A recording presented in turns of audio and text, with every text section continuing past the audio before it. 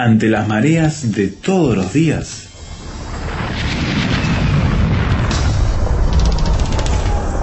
llegamos a tierra firme.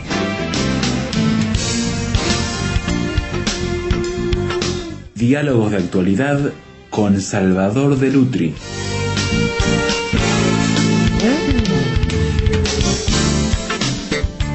¿Quién no se ha deleitado alguna vez en su vida con los relatos de las fábulas, con esos animales o objetos que de repente empiezan a hablar, a tomar conciencia, a hacer juicios morales, a establecer relaciones y a generar historias con lecciones? Sin duda, en la adolescencia, en la juventud, Salvador, y también en la niñez, como que esto es atrapante y uno genera un vínculo con la moral, la ética, a través de estas historias que son tan simples, pero también tan profundas. Bueno, ahora está muy de moda el cuentito pequeño, ¿no? Sí. Sin embargo, yo noto que lo que aparece, en general el vehículo es Internet, ¿no? Lo que aparece por Internet son bastante pobres y responden muchas veces a ideas muy peregrinas, ¿no? Muy inconsistentes. Y a veces con la psicología de moda del momento, ¿no? Sí, por supuesto, y a veces son muy engañosas en las cosas que dicen, ¿no? Y yo he leído algunas que realmente son perniciosas, perniciosas porque es muy linda la historia, pero la conclusión que saca es una conclusión que puede golpear negativamente a la persona, porque trae un mensaje equívoco, claro, ¿no?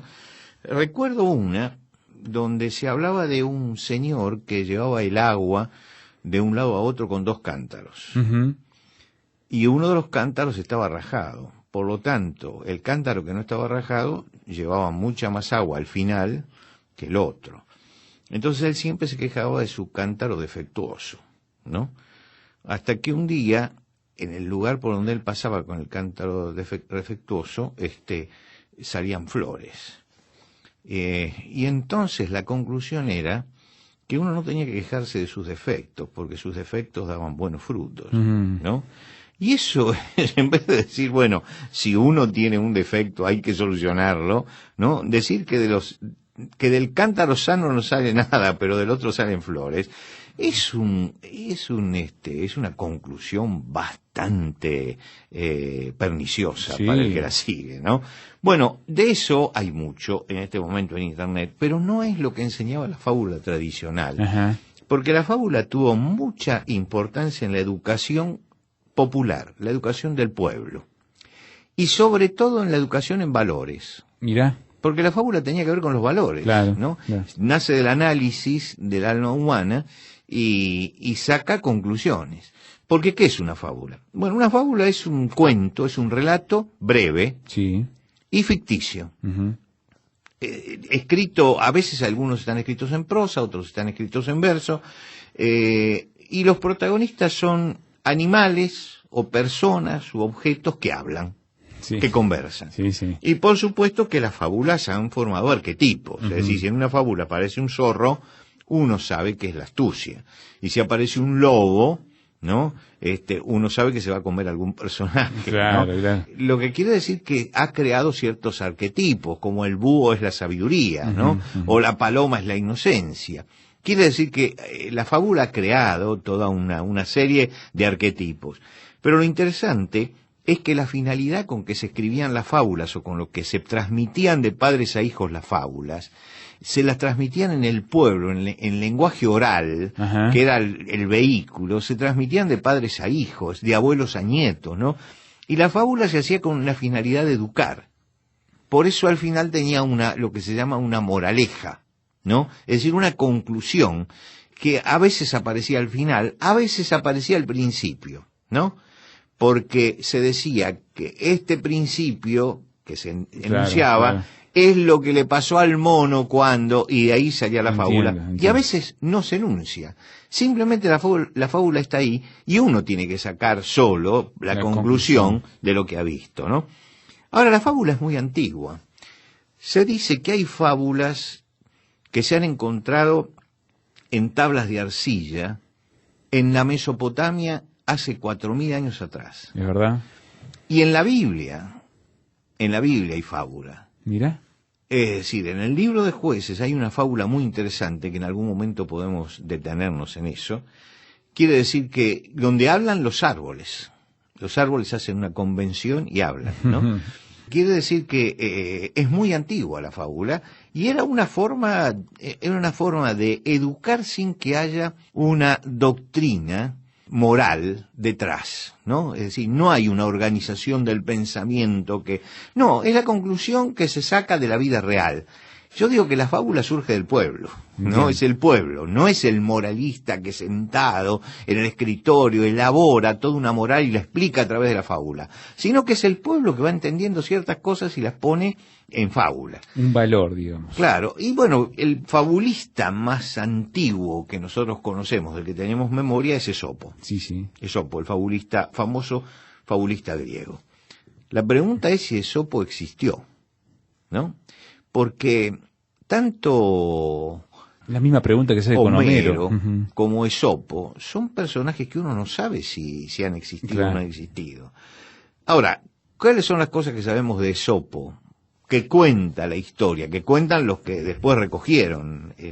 Cuentan que había sido vendido en Samos y que tenía un amo que se llamaba Jantos, y que había salvado a Jantos muchas veces de sus errores porque le resolvía los problemas, porque era un esclavo muy inteligente. Y entonces dice que Jantos le dio la libertad. Y en otros casos dice que Jantos no le quería dar la libertad porque era demasiado inteligente y terminó suicidándose. El que llegó a fijar realmente la historia de Esopo como una historia real fue en este siglo, en el siglo pasado, el siglo XX, fue Figueiredo, que es un dramaturgo brasilero, que escribió una obra muy, pero muy interesante, que se llamaba La zorra y las uvas. Es verdad. Esa obra, que es magnífica, cuenta la vida de Esopo. La vida de Esopo. Sí, es una recreación de la relación de Esopo con Jantos, ¿no? Es muy interesante, muy, muy interesante. Yo tuve oportunidad de conseguir un ejemplar. Es una historia bien extraña. Yo tenía un ejemplar en rústica de La zorra y las uvas, y me gustaba muchísimo, así que lo tenía en la biblioteca, hasta que alguien pasó por la biblioteca y desapareció. Mira. Y una mañana estaba en Montevideo, en una calle donde los domingos se venden libros usados, ¿no? No sé cómo se llama la calle, seguramente vos la calle Paysandú. La calle Paysandú. Se venden libros usados. Y yo estaba recorriendo esa calle y de pronto veo un ejemplar de La zorra y las uvas que lo capturé. Lo compré y allí está en mi biblioteca porque es una historia preciosa la que cuenta. Y Figueiredo, cuenta que Esopo le soluciona una cantidad de problemas a Janto, porque, por ejemplo, Janto en una borrachera juega toda su fortuna apostando con un amigo y firmando que se iba a beber el mar, que era capaz de beberse el mar.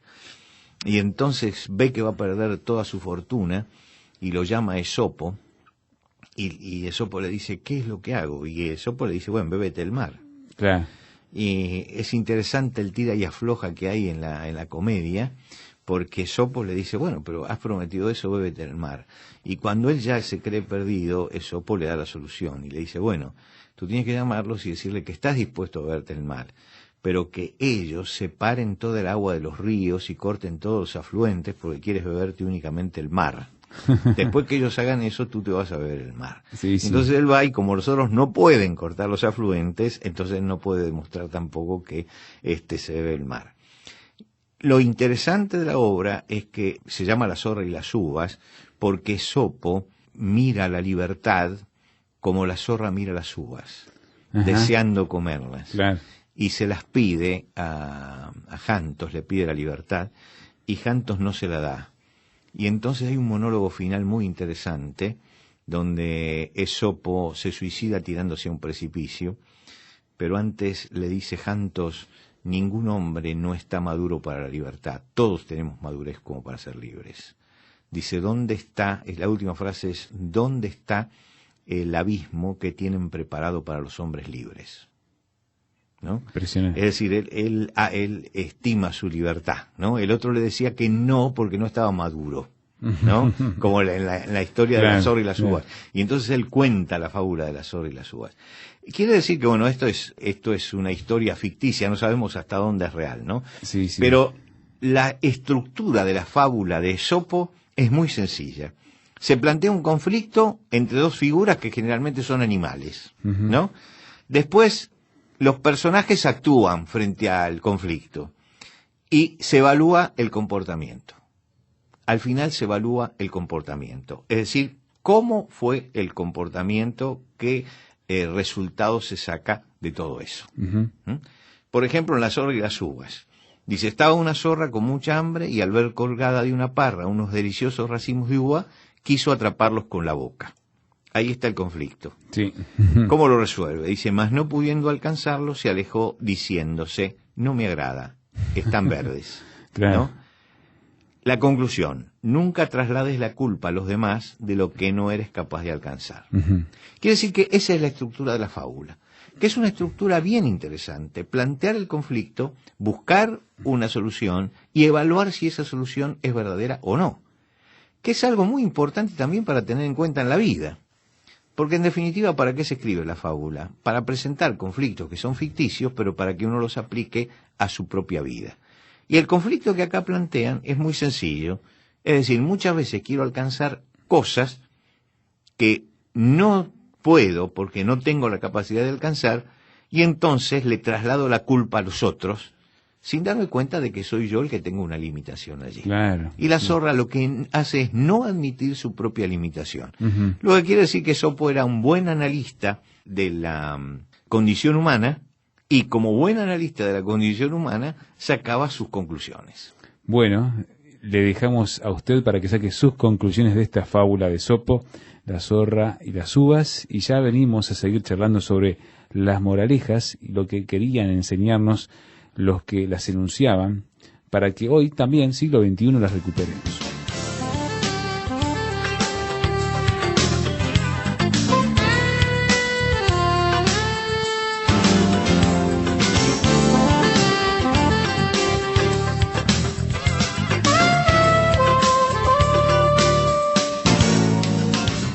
Tierra Firme en Internet. Descubra nuestro sitio materiales, datos, la transcripción de estos comentarios, frases sobre este tema que le ayudarán a desarrollar una posición con bases sólidas. Visítenos en www.tierrafirmertm.org www.tierrafirmertm.org. Tierra Firme es una producción de Radio Transmundial.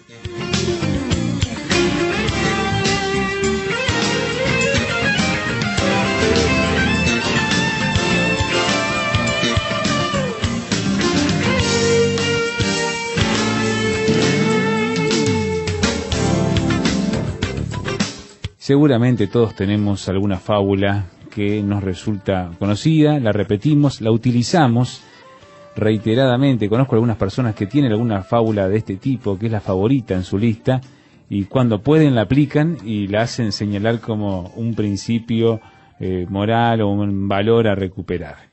Sin duda, esta de la zorra y las uvas que mencionaba recién antes de la pausa es una de las favoritas de mucha gente, Salvador. Sí, no solamente eso. Yo recuerdo algunas personas que, como decías, ¿no?, tenían su fábula favorita y las trasladaban a la realidad.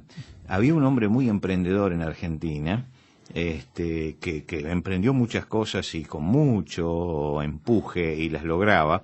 Y yo tuve la gran oportunidad de trabajar durante un tiempo al lado de él. Y me acuerdo que él siempre repetía una fábula. Ah, mira. Y me la repitió tantas veces que finalmente hasta yo la aprendí. Él decía, subió una mona a un nogal y tomando una nuez verde, en la cáscara la muerde lo que le supo muy mal. Porque vos sabés que las nueces tienen la cáscara, ¿no? Dice, arrojó el animal y se quedó sin comer. Así suele suceder a quien su empresa abandona, porque haya como la mona un principio que vencer, ¿no? Y él la traía como diciendo, si uno al principio de cualquier obra, de cualquier trabajo, a la primera dificultad lo arroja a un lado, no va a llegar a ningún lado. Y era un cristiano muy comprometido, muy fiel. Puedo decir el nombre porque seguramente muchos de nuestros oyentes lo deben haber conocido, porque fundó una escuela muy importante en Buenos Aires, se llamaba don José Bongarrá. Y don José Bongarrá, que era un maestro en muchas cosas, era sobre todo un hombre de empuje. Claro. Y como hombre de empuje, él a la gente que estaba a su alrededor le repetía las fábulas y se lo repetía a sus hijos como diciendo, cuando uno tiene que hacer una tarea, no tiene que quedarse frente a al primer escollo, tiene que insistir, y realmente él la ponía en práctica todos los días de su vida. Impresionante. Así que es importante, y es importante porque una de las cosas que tenía la educación antigua, creo que no la tiene la educación moderna, es justamente presentar estas fábulas, y al presentar estas fábulas presentaban valores. Claro, claro. Y al presentar esos valores nos obligaban a pensar, a meditar, a establecer esos principios. Y buscarle una aplicación a nuestra propia. Una aplicación a la propia vida. ¿Por qué? Porque la fábula nos hace pensar. La fábula nos hace analizar lo que a veces no estamos dispuestos a analizar. Ajá. El hombre es reacio a mirarse a sí mismo. El rey David escribe un salmo y se analiza su propia vida, pero termina diciendo, examíname, oh Dios, y conoce mi corazón, y ve si hay en mí caminos de perversidad. Como diciendo, yo tengo que analizar mi propia vida, y Dios tiene también que analizar mi propia vida, porque a veces se me pueden escapar cosas. Puede haber cosas que yo no me atrevo a ver, o no quiero ver, ¿no? O eludo, inconsciente o conscientemente, pero necesito hacer ese análisis. Y hoy vivimos un tiempo donde nadie analiza su propia conducta, ni su propia ética, ni su propia moral.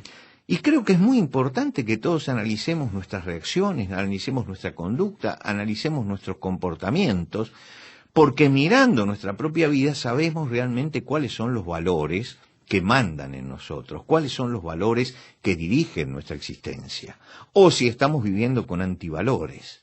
Claro. Por eso, la idea del rey David, cuando dice, examíname, oh Dios, surge después de un examen que él mismo hace de su propia vida, de un análisis interno, de un detenerse a decir, ¿he obrado bien en esto? ¿He actuado bien?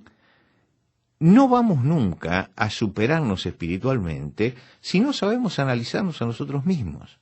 Las fábulas traían eso, traían un análisis de la condición humana y nos desafiaban al análisis interior, a la búsqueda de qué es lo que hay dentro de nuestro corazón. Porque cuando Jesús dice de la abundancia del corazón habla la boca, está diciendo que de lo que hay adentro es lo que sacamos afuera. Claro. Que del corazón salen todas nuestras acciones. Que nuestro mundo interior es el que manda en todo lo que hacemos. Y a veces descuidamos el mundo interior. Los antiguos, cuando hablaban del corazón, no hablaban de los sentimientos como hablamos nosotros, que decimos te quiero con todo el corazón. Sí. Ellos hablaban del mundo interior. Ellos decían, ese mundo interior tiene que estar controlado y vigilado.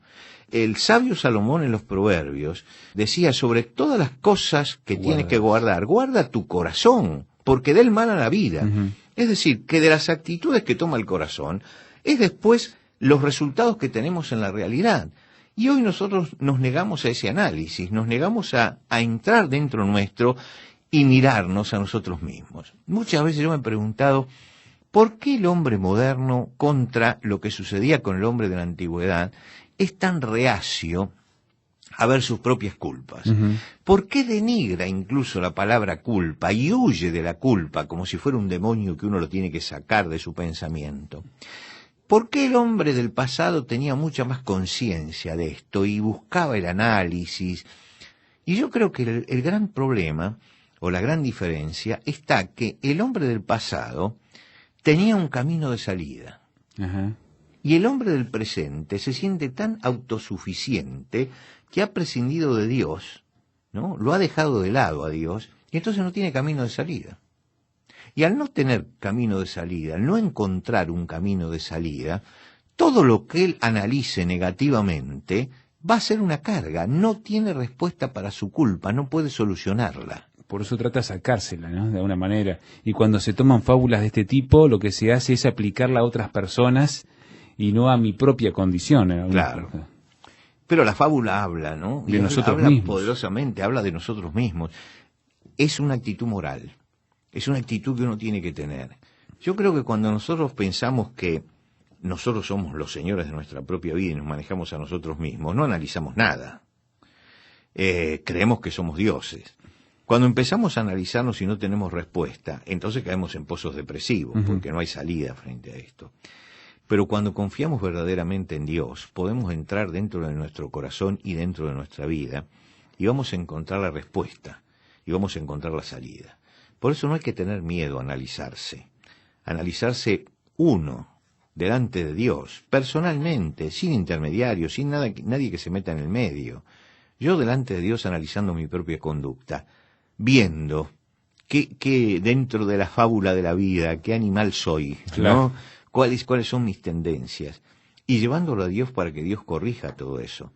Porque así, acercándonos a Dios, que es el que conoce nuestros mecanismos interiores, es el único que puede solucionarlo y que puede encontrar respuesta para nuestra vida. Nosotros tenemos el problema de que hemos desplazado a Dios, de que estamos viviendo una ausencia de Dios en nuestra vida. Y esa ausencia de Dios tiene tremendas repercusiones morales y espirituales. Y estamos en un mundo muy angustiado, muy afligido, con manifestaciones de alegría que no son manifestaciones de alegría, sino de histeria, y en muchos casos histeria colectiva, ¿no? Y creemos que esos desbordes que a veces se producen, esos descontroles que la gente llama diversión, no son más que la manifestación de su angustia, no son más que la manifestación de su desequilibrio moral y espiritual, de su histeria llevada, concretada en la realidad. Creo que podemos gozarnos y podemos tener paz en nuestro corazón si aprendemos a analizarlos y a llevar nuestras cargas, nuestras culpas, nuestros pecados a Dios y buscar en Él el perdón y la corrección de nuestra vida.